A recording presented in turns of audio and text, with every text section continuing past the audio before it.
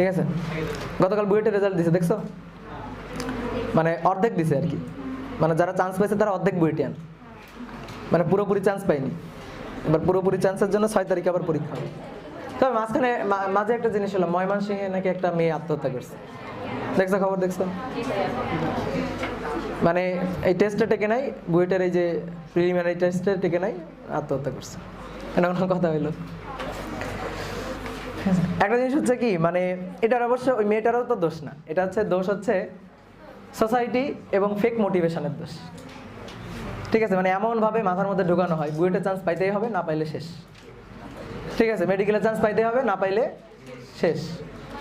কিন্তু দেখো একটা জিনিস চিন্তা করো তো, এই যে যারা বুয়েটে চান্স পাইছে বা বুয়েটে পড়তেছে, মেডিকেলে পড়তেছে, বা এই যে শাহজালাল ইউনিভার্সিটিতে পড়তেছে, সবাই ভালো আছে? চিন্তা করো তো, সবাই কি ভালো আছে? সবাই যদি ভালো থাকতো, বুয়েটেরও তো অনেক ছেলে মানে সুইসাইড করছে চান্স পাওয়ার পরে, পড়তে গিয়ে বা বাইরে গিয়ে। এই যে কয়েকদিন আগে তুমি সাস্টেড দেখবে একটা টিচার, সেই টিচার হচ্ছে বিদেশে সুইসাইড করছে। তো সবাই কি ভালো আছে বলো? চান্স পাইলেই যে তুমি ভালো থাকবা, চান্স পাইলেই লাইফ সেট হয়ে গেল, এরকম কি কোনো কথা?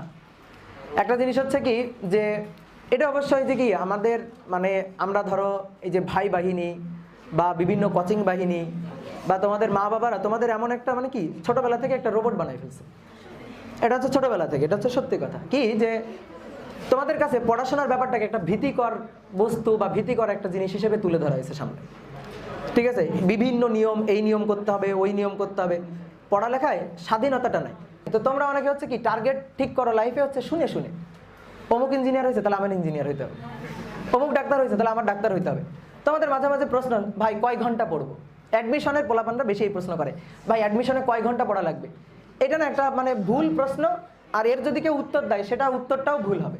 কারণ আমি পড়ছি 5 ঘন্টা, সাপোজ যে আমার দিনে 5 ঘন্টা পড়ে লাভ হয়, আমি 5 ঘন্টা পড়ে আমার পড়া হয়ে যায়।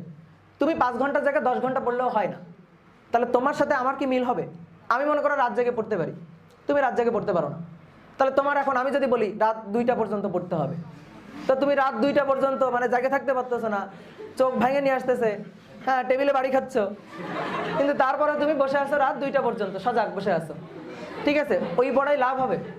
ওই পড়াই লাভ হবে? তো ব্যাপারটা হচ্ছে কি, তোমার সাকসেসের পথটা তোমার খুঁজে নিতে হবে। আমরা অনেক সময় এইভাবে মোটিভেশন দিই যে তোমার মা বাবার জন্য তোমার চান্স পাইতে হবে। ঠিক আছে, মা বাবার জন্য, তোমার পরিবারের জন্য, হ্যাঁ তোমার এই যে এরকম চান্স পাইতে হবে। একটা জিনিস চিন্তা করো, তুমি মুখস্থ পড়া তোমার মাথায় থাকে না। ঠিক আছে, মুখস্থ পড়া তোমার মাথায় থাকে না। বা চিন্তা করো, আমি রিভার্সে চিন্তা করি, তুমি ম্যাথই বোঝো না,